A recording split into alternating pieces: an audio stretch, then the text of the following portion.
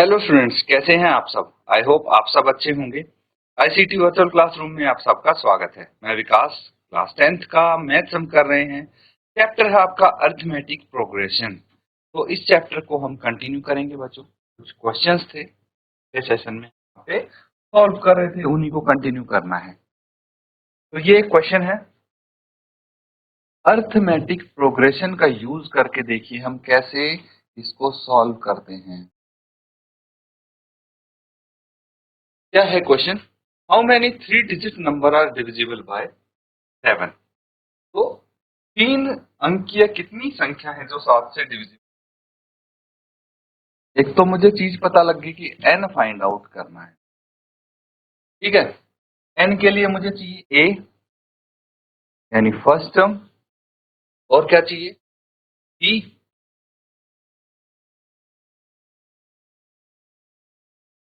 और एक और चीज चाहिए मुझे।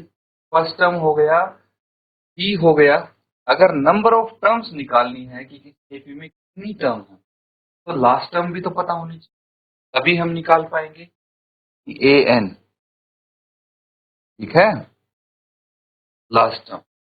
अगर ये चीजें पता लग जाएं तो बात बन सकती है। ठीक है, क्वेश्चन को अप्रोच कैसे करेंगे ये सोचिए। नंबर ऑफ टर्म्स निकालनी है, ये तीनों चीज चाहिए। फिलहाल क्या है हमारे पास? फिलहाल हमारे पास है सिर्फ डी। डी कैसे है समझते हैं। देखिए, अगर कोई नंबर 7 से डिविजिबल हो, ठीक है, तो जैसे पहली टर्म मान लो एक अंकीय संख्या की बात कर रहे हैं, मतलब 3 अंकीय की बात नहीं कर रहे हैं। तो पहला जो नंबर है वो 7 है, दूसरा 14 है, फिर 21 है। ऐसे कर करके अगर 7 के मल्टीपल्स हम लिखें तो इनका जो कॉमन डिफरेंस है वो 7 होना चाहिए। तो जो कोई संख्या अगर हम लिखते हैं, चाहे कितने ही अंक की संख्या हो, अगर हम सारी संख्या वो लिख रहे हैं जो 7 से डिविजिबल है, तो उनके बीच में कितना अंतर होना चाहिए? 7 का अंतर होना चाहिए, 7 का अंतर। ठीक है, तो डी तो फिलहाल पता है हमें। बाकी दिक्कत क्या है? हमें सबसे छोटी 3 अंकीय संख्या निकालनी है जो 7 से डिविजिबल हो। तो 7 से छोटी है, पहले ये देखिए कि सबसे छोटी 3 अंकीय संख्या कौन सी है। तो और सबसे बड़ी 3 अंकीय 999। ठीक है, तो अगर कोई 3 अंकीय संख्या है जो 7 से डिविजिबल है, तो वो 100 या उससे थोड़ी बड़ी होगी। और 7 से डिविजिबल 3 अंकीय संख्या जो सबसे बड़ी है वो 999 या फिर उससे थोड़ी छोटी। यही पॉसिबल है। तो कैसे फाइंड आउट करेंगे ये हम समझने की कोशिश करते हैं।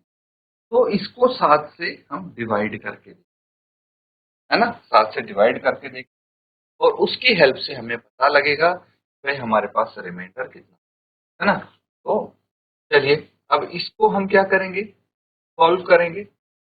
तरीका मैंने बताया है, एक बार आपको। ठीक है बच्चों, अब देखिए, सबसे पहले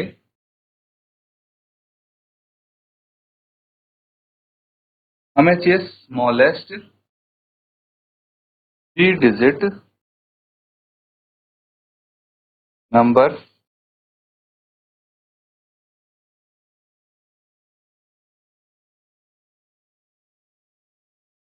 डिविजिबल बाय 7। क्या होगा? तो स्मॉलेस्ट 3 डिजिट नंबर हमें पता है कि 100 होता है। 7 से डिवाइड कर दीजिए इसको, 7 1 जा 7, कितना आ गया? 3, 0 उतार लिया, 7 4 जा 28, और यहाँ पे बच गया 2। 2 शेष बच गया इसमें, हाँ? तो रिमाइंडर बच गया। तो इसका मतलब क्या है? अगर 2 रिमाइंडर बच गया बच्चों, ये 100 की जगह 98 होता, तो ये 7 से पूरा पूरा भाग। समझ में आया? 100 की जगह अगर ये 98 होता तो ये पूरा पूरा डिवाइड हो जाता। लेकिन 98 तो 2 डिजिट नंबर है, हमें क्या चाहिए? 3 डिजिट नंबर चाहिए। तो 3 डिजिट नंबर 98 के बाद कौन सा ऐसा नंबर जो 7 से डिवाइड होगा, वो 105 है। ठीक है, तो जो भी रिमाइंडर आता है अगर मैं इसमें से माइनस कर दूं तो वो नंबर फिर 7 से पूरा पूरा डिवाइड होगा। तो अब मुझे पता लग गया 105 है सबसे छोटी 3 अंक से डिवाइड हो। चलिए, कोई दिक्कत नहीं। तो मुझे पहली संख्या तो मिल गई। ठीक है,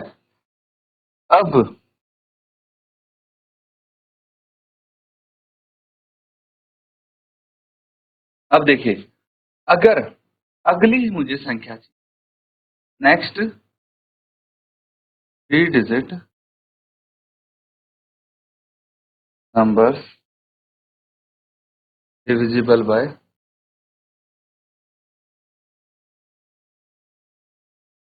7 और कौन से हो सकते हैं भाई? 105 प्लस 7 तो 12, फिर 112 प्लस 7 119,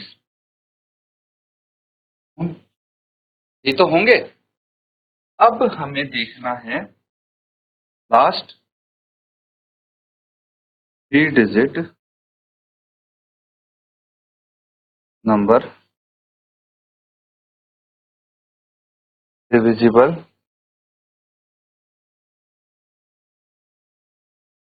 बाय 7।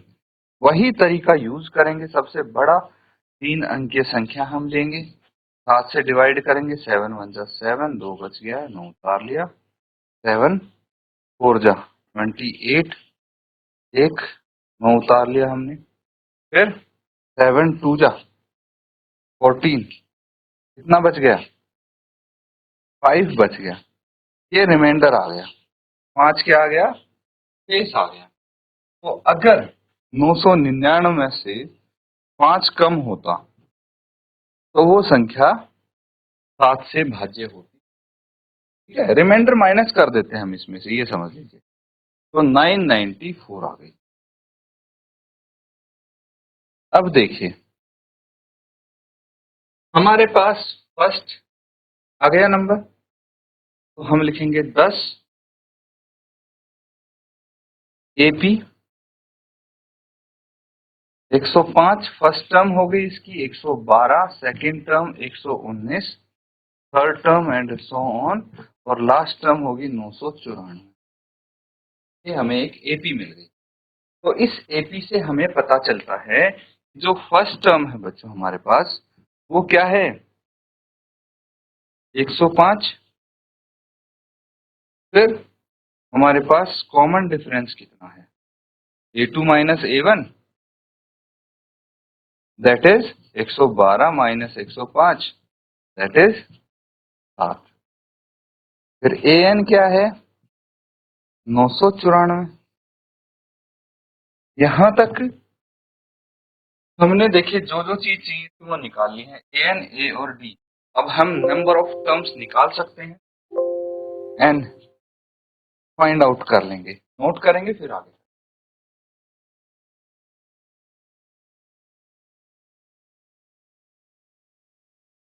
तो ठीक है बच्चों, यहां तक समझ में आ गया। चलिए आगे सॉल्व कर लेते हैं इसको। हमें पता है, we know that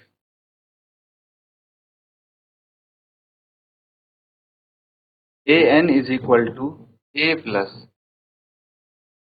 n minus 1 into ये होता है। ये है 994, A है 105 प्लस n माइनस 1 और D है 7। यहाँ से n की वैल्यू निकाल सकते हैं इजीली। चलिए फाइंड आउट करते हैं।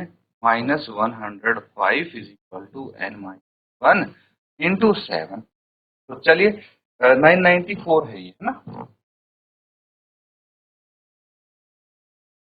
माइनस करेंगे 994 में से 105, तो कितना आ जाएगा? 839 equal to n minus 1 to 7।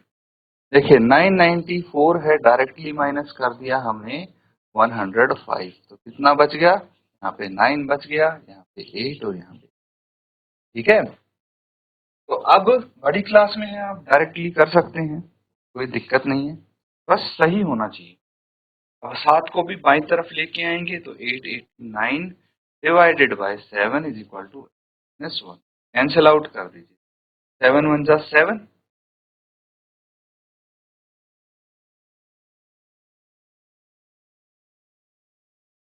तो बच्चों इसको क्या करेंगे, डिवाइड करेंगे, 7 1 जा 7, फिर 7 2 जा 14, 4 बच गए, 7 7 जा, तो ये आ गया 120 -1। आगे -1 को भी लेफ्ट हैंड साइड लेके आ जाएंगे, 127 + 1 इज n, तो n आ गया तो 28। तो हम लिखेंगे देयरफॉर 128। क्या पूछा था क्वेश्चन में, how many digits 3 digit number are divisible by 7। तो 128 3 digit numbers are divisible by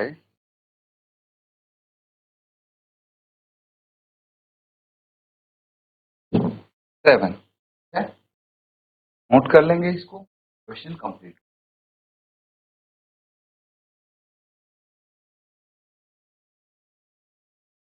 ठीक है बच्चों, नोट कर लिया सबने।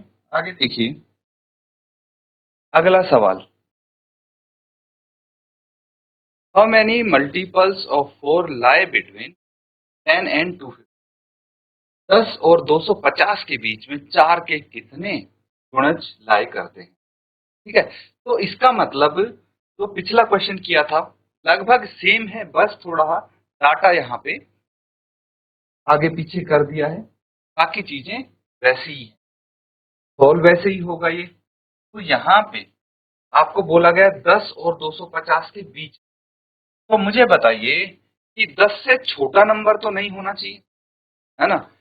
अगर सबसे पहला नंबर लेंगे जो 4 से डिविजिबल है, तो वो ऑब्वियसली 10 या उससे बड़ा होना चाहिए, 10 भी नहीं होना चाहिए क्योंकि बिटवीन बोला गया है, तो 10 से तो बड़ा होगा, है ना। तो 10 के जस्ट बाद ऐसा कौन सा नंबर है जो 4 से डिविजिबल। 10 को अगर 4 से भाग देंगे क्या आ जाएगा, 2 रिमाइंडर बच गया। मैंने क्या बताया था कि अगर आपके पास 2 रिमाइंडर है, यानी हम 10 में से 2 माइनस कर देंगे, तो जो नंबर आएगा वो 4 से पूरा पूरा भाग होना। ठीक है, 4 2 जा 8 होता है। वैसे अगर डायरेक्टली ये बहुत छोटा नंबर है, इसको डायरेक्टली भी आप कर सकते हैं, मैं बस वो पॉइंट प्रूव कर रहा हूँ कि अगर कोई बड़ा नंबर आता है और आपको चेक करना है कि भाई उसके आसपास कौन सा नंबर है जो भाई हमारी किसी संख्या से भाग होता है, तो ये तरीका है, ये मेथड।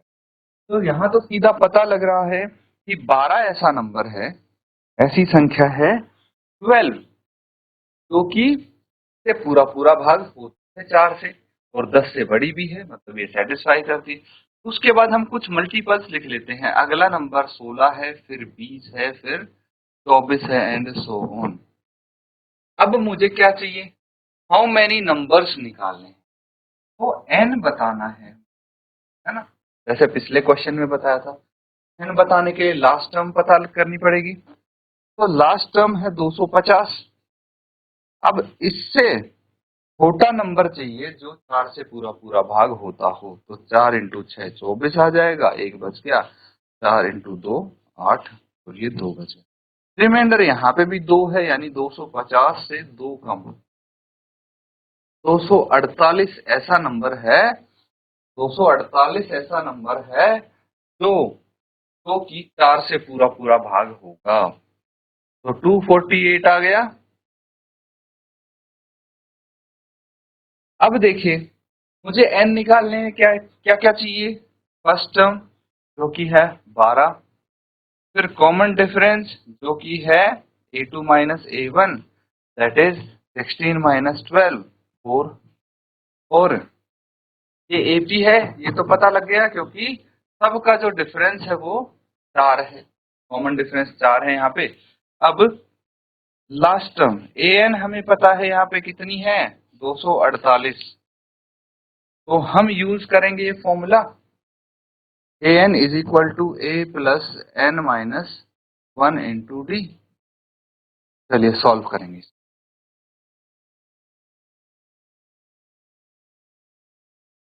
तो बच्चों ये क्वेश्चन मैंने बता दिया है, तरीका देखिए पिछले क्वेश्चन जैसा ही है।